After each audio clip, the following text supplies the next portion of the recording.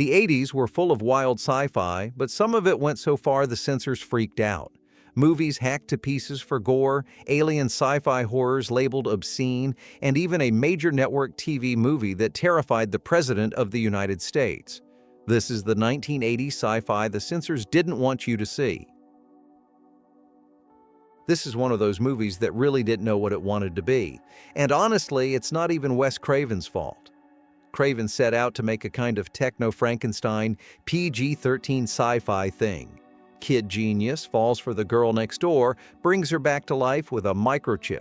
More weird love story than slasher. Barely any blood in the original plan.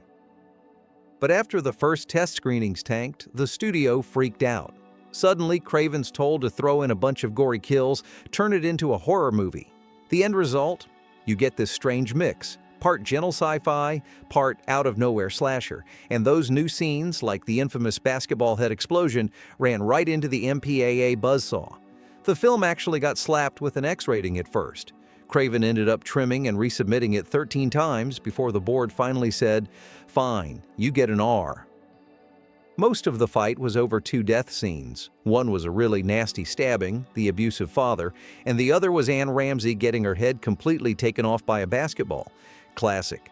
The unrated version lingers on all the brain matter and gore, but to get an R, Craven had to chop most of that out. By the time it hit theaters, Deadly Friend was just awkward.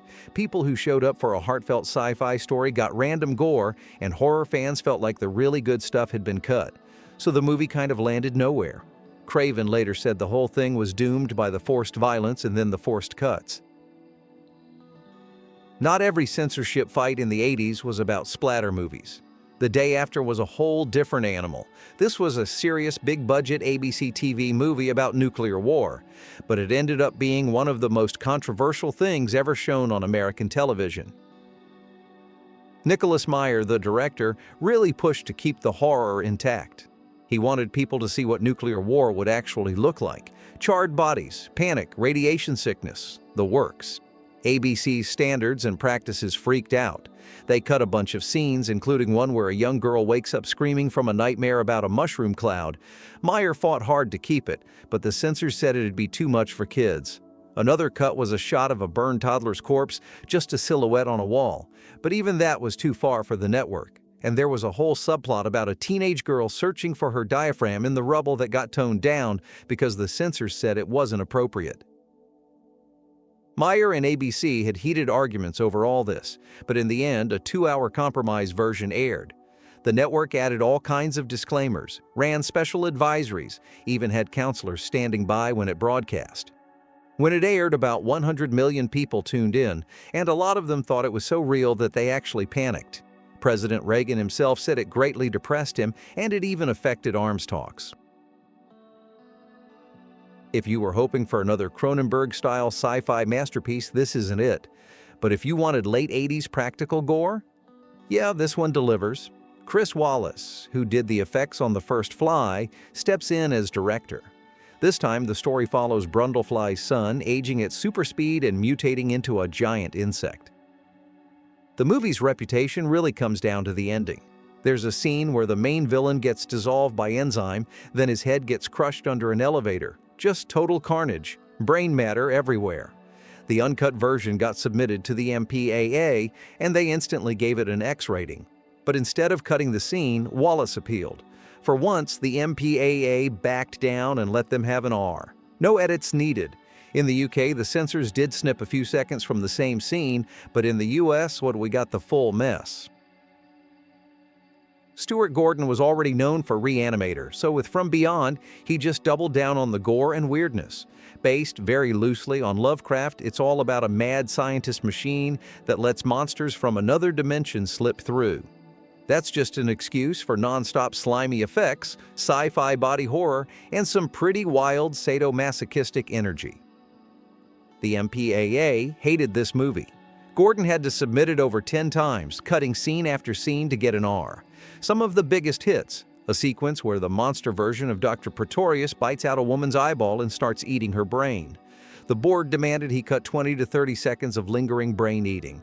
They also wanted him to tone down the kink. So a dominatrix scene got trimmed and a gruesome brain attack had to be shortened too. By the time From Beyond hit theaters, it was missing several minutes, and according to Gordon, a lot of the best stuff. He said it felt like being sent to the principal's office. They sat me down and the woman said, "This is disgusting. Instead of pulling away, you keep pushing in and pushing in." And I'm just like, I'm sorry.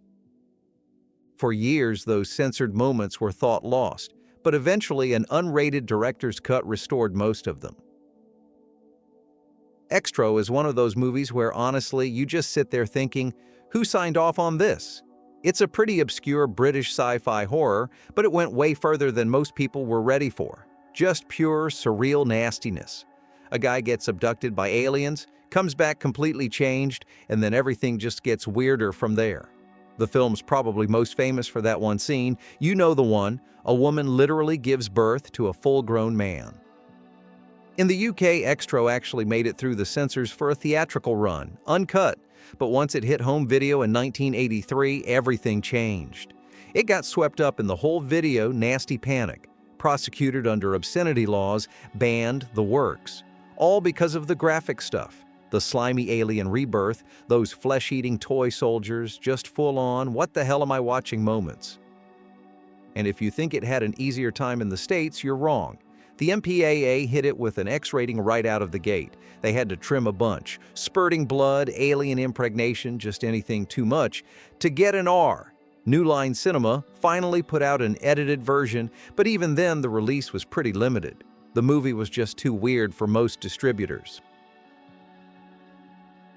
This is Cronenberg just doing his thing, mixing sci-fi with body horror and some pretty wild sado-erotic imagery. The story's already strange enough. You've got a mysterious TV signal that messes with people's brains, and then all the hallucinations and body mutations start. This is the movie where James Woods literally puts a videotape into a, well, let's call it a slot in his stomach. And there's snuff TV, torture, all sorts of messed up visuals. The MPAA wasn't having it. They demanded a handful of cuts, mostly trimming the gunblast gore and the sex scenes that were playing on TVs in the background. Cronenberg cut just enough to keep the censors happy, and the theatrical version ended up a little shorter than the uncut one that showed up later on video. Even after the edits, it was still a lot for audiences. The R rating stuck, but Videodrome was just controversial from the jump, especially with its mix of sex, violence, and technology. In some places, like Singapore, it either got chopped to pieces or banned outright. Lifeforce is just bonkers, honestly. Canon Films doing sci-fi horror with space vampires, London falling apart, and Matilda May walking around naked for half the movie. Tobe Hooper directed this, so you know it gets wild. The original European cut was about 116 minutes, with all the violence and nudity you could want. But for the US release, TriStar got nervous. They cut it down to about 101 minutes, toned down the opening, trimmed the goriest bits, pulled back on the full frontal, and rearranged a few scenes for pacing. Still, even after the edits, the American version shocked a lot of people. The R rating called out violence, sexuality, and nudity, and the movie's reputation just grew from there. Hooper's longer, uncut version eventually came out on video, so fans could finally see what got left on the floor. Brazil is a different kind of controversy. It's not about gore or sex, it's about how dark, weird, and cynical it is. Terry Gilliam made this dystopian satire that ends on one of the bleakest notes you'll ever see.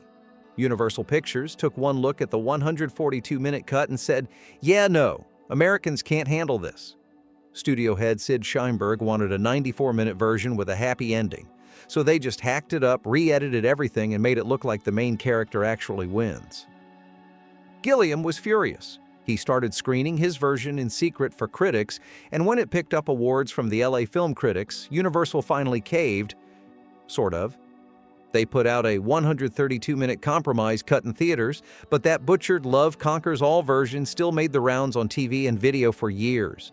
Gilliam's fight with the studio basically became a legend, proof that you can get censored in Hollywood just for making something too bleak. Forbidden World, or Mutant, is Roger Corman's answer to Alien, except way cheaper, way sleazier, and way more interested in melting people into goo than anything resembling story. It's just wall-to-wall gore and nudity. You've got scientists getting eaten alive, a woman seduced and devoured by the monster, and a finale that's just intestines and guts everywhere. The original version was way too graphic for theaters. Corman knew the MPAA would go nuts, so he cut it down to a 77-minute R-rated version for U.S. cinemas.